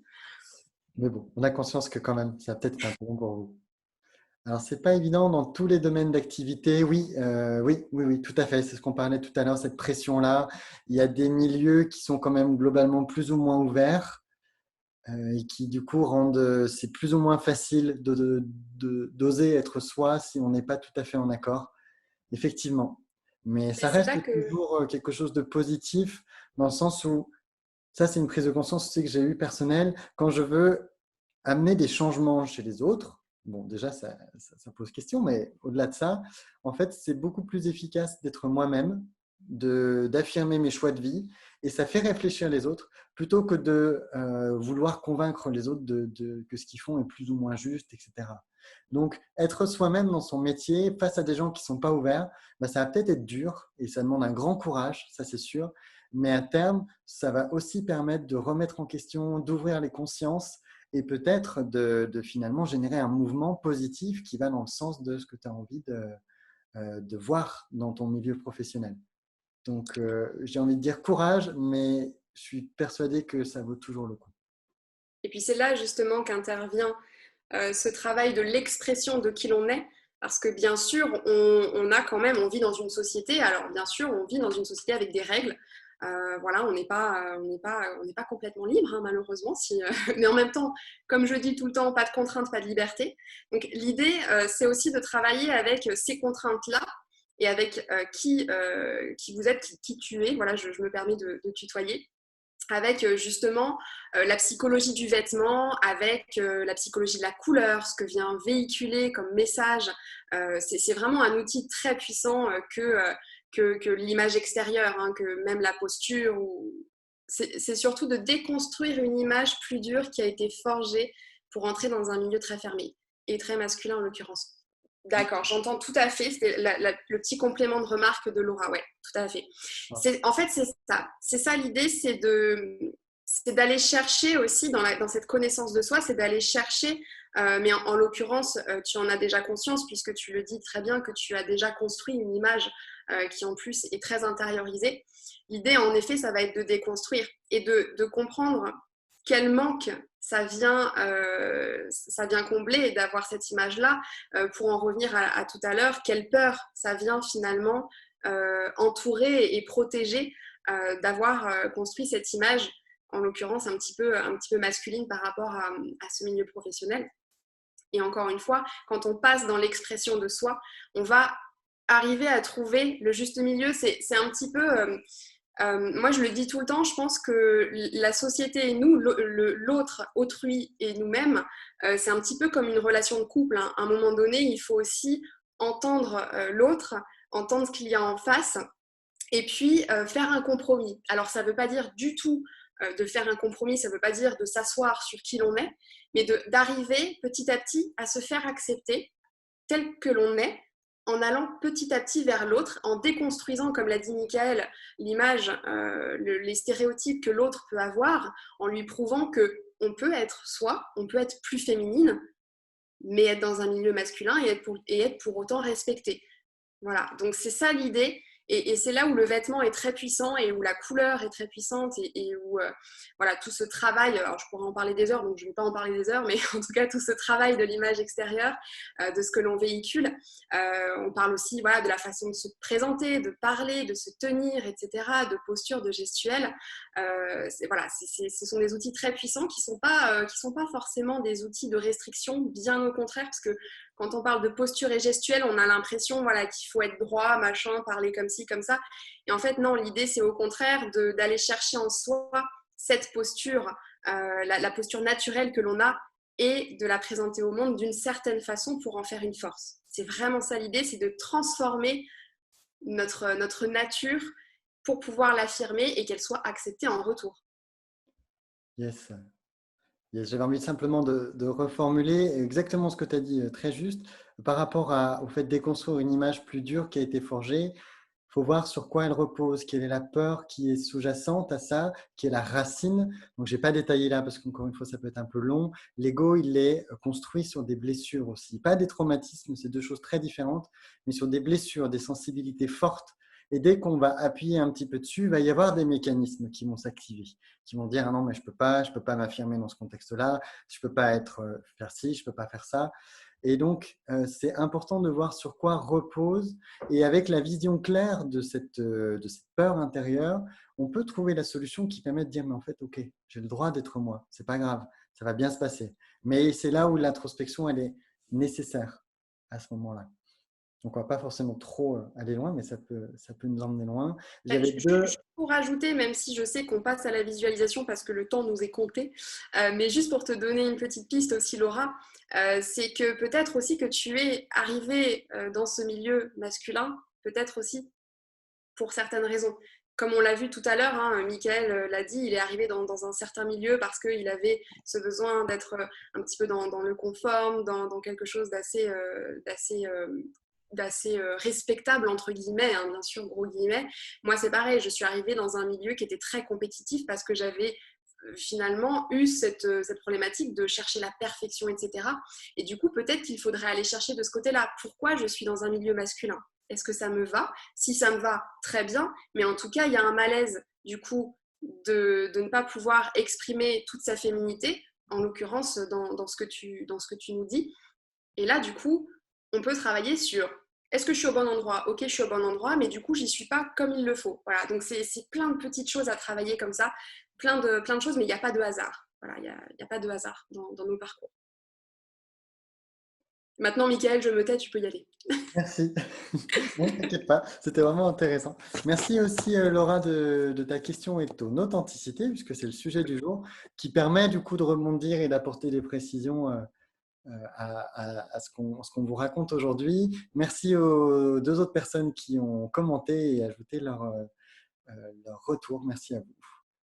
Alors, ce que je veux vous proposer maintenant, de trouver un endroit confortable, donc là où vous êtes, si possible, si vous êtes à peu près tranquille, et de venir visualiser cette personne-là, cette image que vous aimeriez renvoyer. Alors, je vous propose de vous asseoir confortablement. Pour ceux qui peuvent avoir l'habitude de faire de la méditation, vous pouvez prendre cette posture-là, si elle vous est agréable et dynamique en même temps. Et puis de fermer les yeux un instant, de prendre quelques secondes pour pouvoir reconnecter avec ce qui se passe à l'intérieur de vous. Je peux vous proposer de venir observer vos sensations corporelles. C'est peut-être la pression de la chaise, si vous êtes assis, assise, la pression du sol sur les pieds ou sur les jambes. Peut-être des tensions quelque part dans le dos, peut-être pas. Soyez à l'écoute de votre corps. Et vous pouvez élargir cette perception aussi pour venir englober vos émotions. Qu'est-ce que vous ressentez ici et maintenant? Comment est-ce que ces émotions se traduisent dans votre corps? Cette perception-là, ce phare de l'attention, vous pouvez encore l'agrandir et vous poster en observateur, observateur de votre mental, savoir quelles sont les pensées qui vous traversent, quelles sont les images qui vous viennent. Et justement, j'aimerais vous proposer de faire venir à vous une image. Cette image, c'est celle de la personne que vous avez envie d'être. Cette personne qui renvoie l'image que vous aimeriez renvoyer à la fois aux autres et à la fois à vous-même.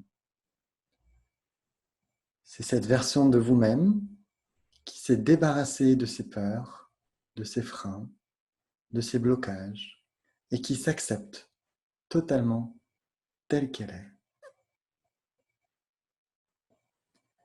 Si vous pouvez la visualiser, je vous propose de regarder qu'est-ce qui se passe autour d'elle, autour de cette personne-là. Dans quel environnement elle se trouve? Est-ce qu'il y a des gens? Ou peut-être d'autres êtres vivants? Ou autres? Vous pouvez également regarder ce qu'elle fait, quelles sont ses actions, ses comportements. Et à mesure que vous la distinguez de mieux en mieux, de plus en plus clairement, vous pouvez peut-être percevoir ce qu'elle se dit. Qu'est-ce qui se passe dans sa tête? Quelles sont les pensées qui la traversent? Et cette connexion avec cette personne-là, cette version de vous-même, vous permet aussi peut-être de connecter avec ce qu'elle ressent. Quelles sont ses émotions à l'intérieur d'elle?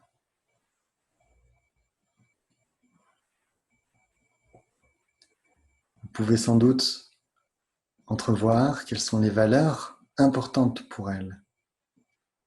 Quelles valeurs elle renvoie au monde et qui sont les plus importantes. Ces valeurs-là, ce sont aussi les vôtres. Ce sont les valeurs que vous avez envie de transmettre, envie de donner, envie d'incarner. Alors je vous propose de regarder comment vous vous sentez lorsque vous êtes connecté à ces valeurs, connecté à cette version de vous-même. Est-ce qu'il y a une émotion qui est présente? Comment ça se passe à l'intérieur de vous? Comment ça se passe dans votre corps quand vous êtes connecté à cette partie-là?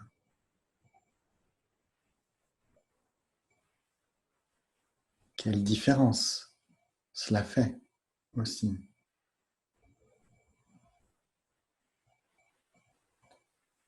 Cette sensation que vous ressentez à l'intérieur, je vous propose de la mémoriser, à la fois dans votre conscient, mais aussi dans votre inconscient.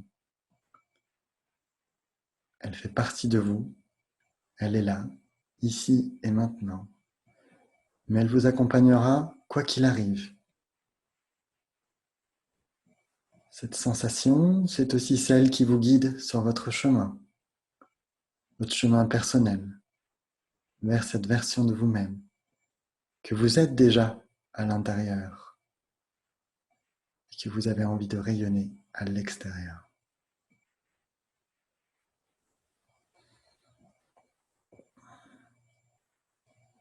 Et quand ce sera OK, quand vous aurez pris un temps pour intégrer, vous pourrez tranquillement bouger vos mains, bouger vos jambes, et à votre rythme, quand vous le souhaitez, reconnecter à l'ici et maintenant en ouvrant les yeux.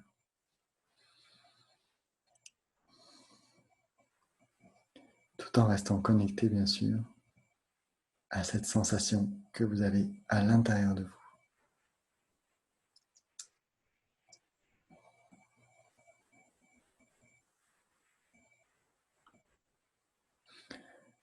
Alors, quand ce sera OK pour vous, si vous avez envie de partager, envie de faire un retour, n'hésitez pas.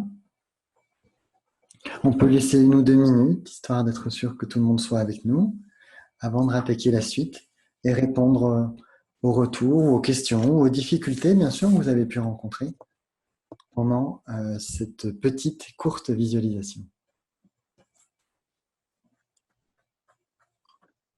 Alors, je vais reprendre doucement, en parlant doucement pour pas trop vous brusquer.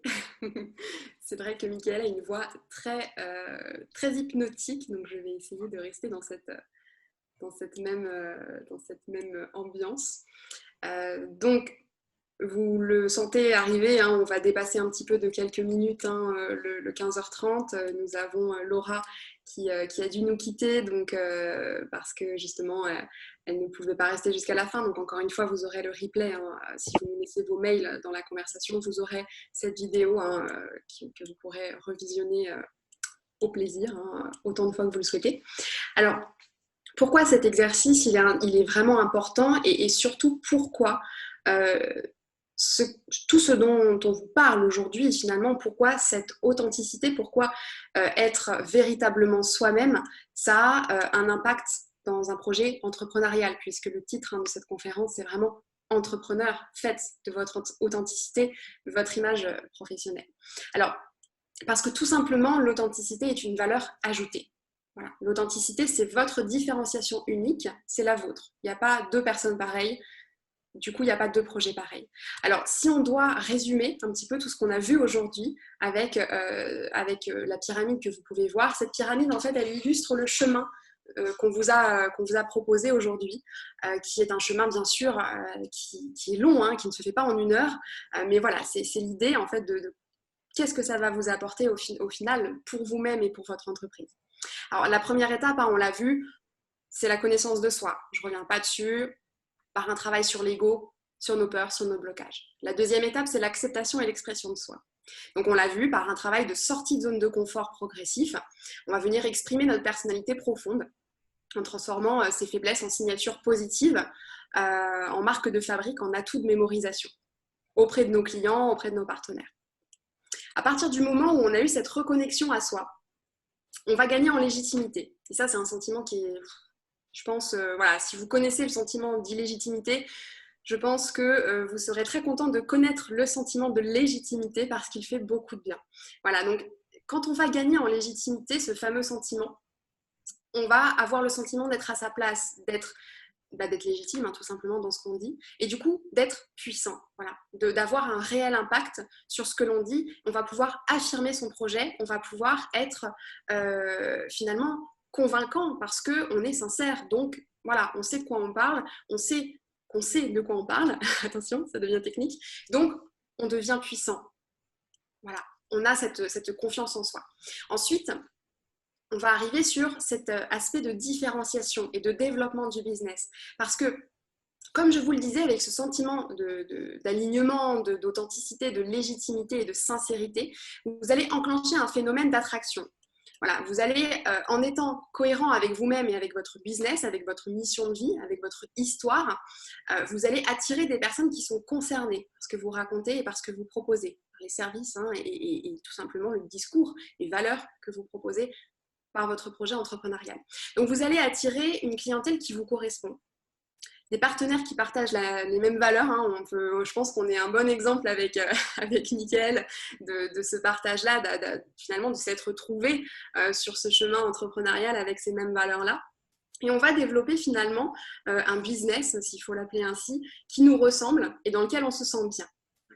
Et une fois qu'on aura ce business dans lequel on se sent bien, forcément, on va accéder petit à petit à un épanouissement personnel et professionnel. Donc, on l'a vu, un épanouissement qui a des hauts et des bas. Parfois, on redescend dans la pyramide et puis on remonte.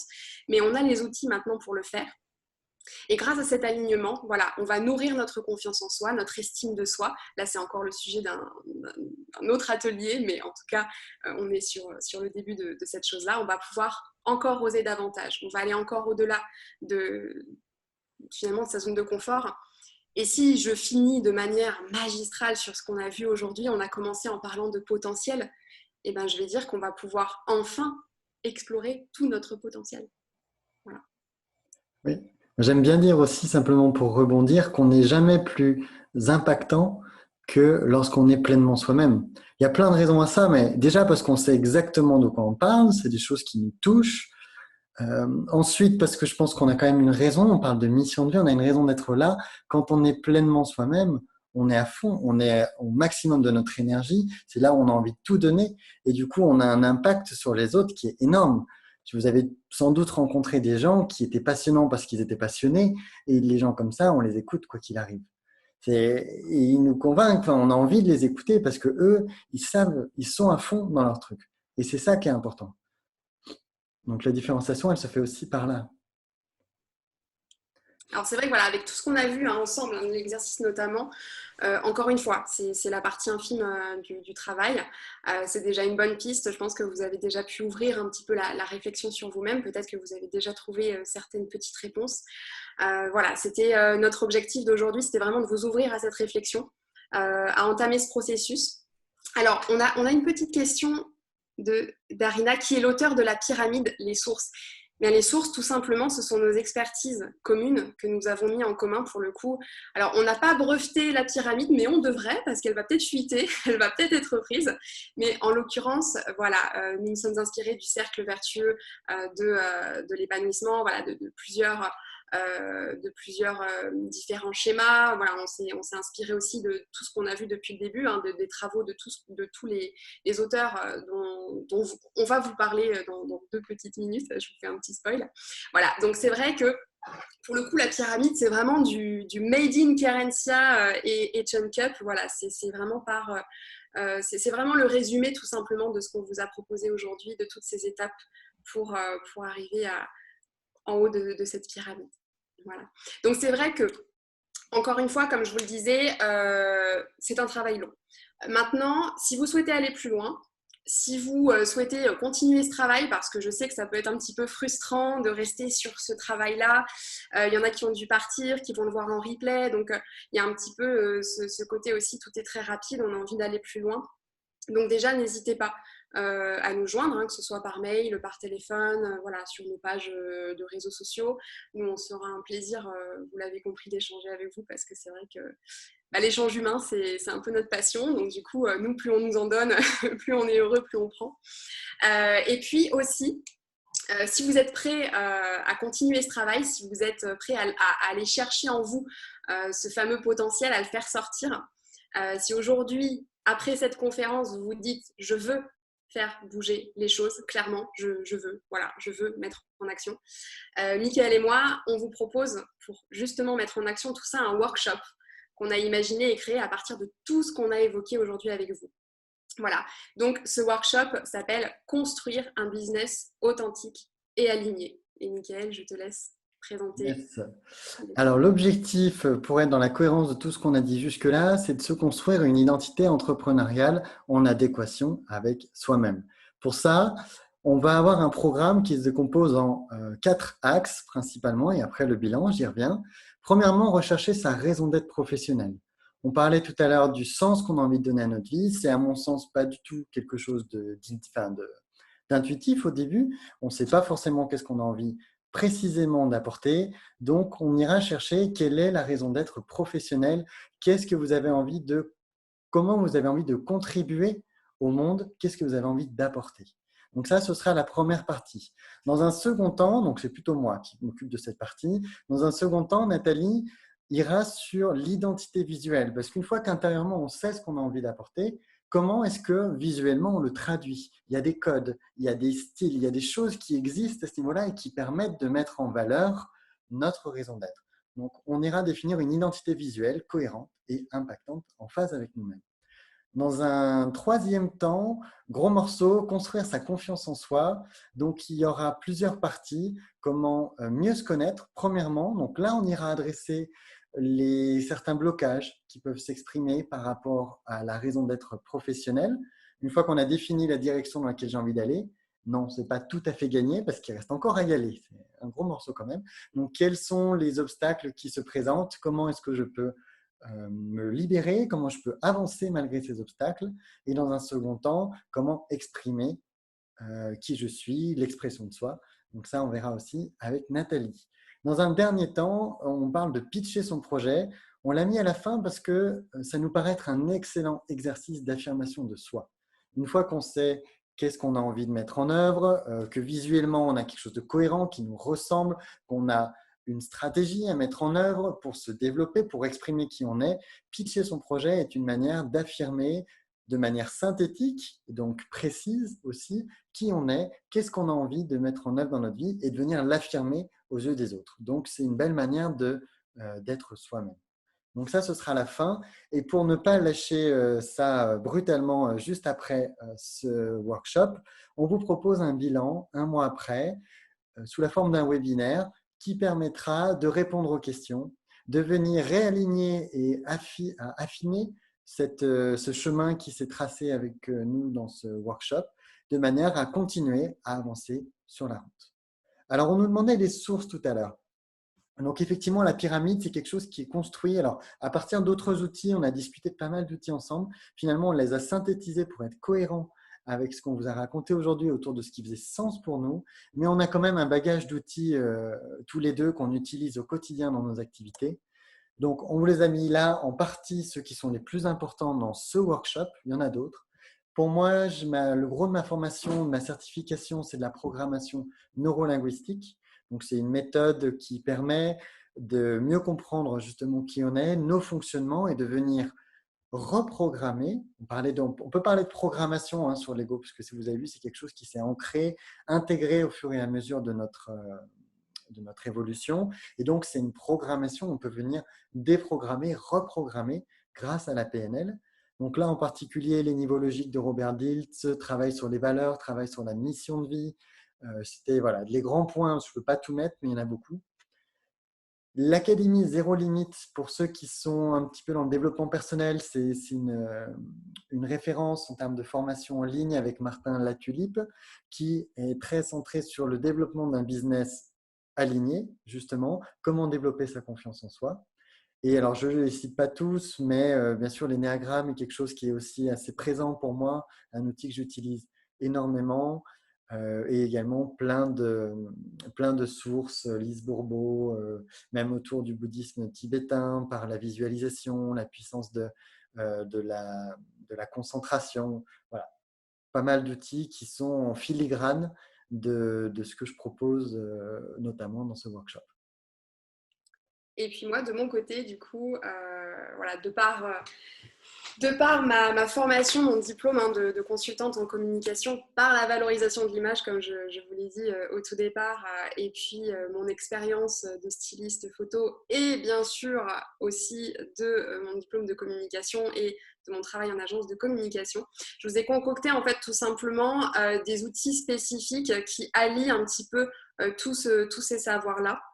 avec la psychologie de la couleur et du vêtement. Donc, on parlera, voilà, s'il faut citer un petit peu les méthodes pour rentrer un petit peu plus en détail, on parlera de méthode des 8 saisons, on va parler voilà, de psychologie de la couleur dans le design graphique aussi, hein, comme vous le verrez en dessous. On va parler des codes psychologiques du vêtement selon les différents secteurs, hein, justement professionnels, comme on l'a vu, comment on peut arriver par certaines coupes, certains tissus, certaines couleurs, certains imprimés finalement à exprimer sa personnalité, à exprimer sa différence tout en restant, comme on l'a dit, comme était la crainte de Laura tout à l'heure, de ne plus coller à son milieu. Et puis, on va parler aussi de code graphique hein, avec l'identité visuelle. Voilà, on va tout simplement commencer une charte graphique ensemble, j'allais dire tous ensemble, mais c'est vrai que du coup, pour le coup, voilà, c'est ce que je vais vous apporter au travers de ce travail d'identité visuelle. On va venir décliner une identité graphique qui résultera de tout ce que vous avez découvert en fait sur vous. Voilà, pour sortir en fait de ce workshop avec à la fois du concret, des choses à utiliser directement, et puis à la fois avoir, j'ai envie de dire, ce côté immatériel qui est cette réflexion qui, j'espère, durera avec le temps. Et puis, encore une fois, on va utiliser des outils de communication verbale, paraverbale et non verbale, notamment le Golden Circle. Je ne sais pas si vous connaissez, mais en tout cas, si vous ne connaissez pas, je vous invite à y jeter un œil. On va vraiment travailler sur votre façon de présenter votre pitch. Alors attention, de façon authentique. Encore une fois, les étapes de pitch, justement, alors, j'aime bien faire des choses un petit peu sur mesure. J'aime bien prendre différents outils et les mettre ensemble pour faire quelque chose qui, selon moi, est plus en adéquation avec le sujet. Et en l'occurrence, mon envie, c'est de vous apporter un pitch qui soit le plus naturel possible parce que l'exercice du pitch, c'est quelque chose qui fait peur à la plupart d'entre nous, entrepreneurs notamment, quand on doit d'un seul coup se vendre, se présenter, accrocher les personnes en face de soi. Comment le faire finalement en étant soi-même et justement en jouant d'être soi-même. On va travailler la posture, la gestuelle, la façon de parler et puis justement encore une fois d'accrocher avec le plus de sincérité et d'authenticité votre interlocuteur et voilà tout simplement un très beau programme. Merci. Du coup, de manière concrète et pratico-pratique, on propose deux formats. Un format en présentiel qui sera sur 2 jours, intense, qui se passera à Lyon dans le super espace L'Outil. Je ne sais pas si vous connaissez, mais c'est vraiment un espace très chouette. Ce sera les 6 et 7 juin prochains. Évidemment, étant donné le contexte, on a choisi aussi cet espace parce qu'il permet de respecter les consignes de sécurité. Donc, on limitera à 8 participants maximum. Comme ça, avec nous deux, ça fait 10. Et il y a l'espace pour pouvoir respecter les distances de sécurité. Il y a le matériel nécessaire. Donc, on fera attention évidemment à ces points-là. Donc, ça se passera le 6 et 7 juin à Lyon. Et pour ceux qui sont plus loin dans toute la France, a priori, il y en avait du monde d'un peu partout. Ça se passera du 6 au 11 juillet. Et cette fois-ci, on vous propose un challenge sous la forme une semaine, 2h30 par jour, parce qu'on ne va pas faire 2 jours complets en visio, parce que sinon c'est assez difficile à digérer. Une semaine complète, challenge, du lundi au samedi. Donc, il y a 6 jours. Ça nous a paru nécessaire de mettre ces 6 jours-là pour pouvoir faire ce même travail-là du lundi au samedi. Voilà, j'ai tout dit. Ça se passera du 6 au 11 juillet. Et le prix, donc vous le voyez indiqué, on l'a posé à 480 € hors taxe pour les deux. Ce sera le même contenu à chaque fois, seul le format est différent pour coller aux contraintes de chacun et du contexte du moment. Voilà, même format, mêmes outils, même temps aussi. Hein. C'est pour ça aussi qu'on a calculé ces 2h30 pour le challenge, pour qu'on soit exactement sur le même contenu de A à Z, que ce soit en ligne ou en présentiel, parce qu'on pense que c'est très important et le confinement nous a prouvé encore une fois qu'on pouvait le faire. Donc voilà, on a aussi cette version-là. Pour ceux qui préfèrent aussi rester chez eux. Ça peut aussi, voilà, hein, on n'est pas obligé d'être à l'autre bout de la France pour préférer choisir le à distance. Voilà, tout simplement. Et puis, alors, je vous envoie, du coup, dans la conversation, hop, Vas-y, Mickaël, je te laisse parler pendant que je cherche. C'était justement de dire de mettre les liens. Il y a déjà les liens qui sont disponibles.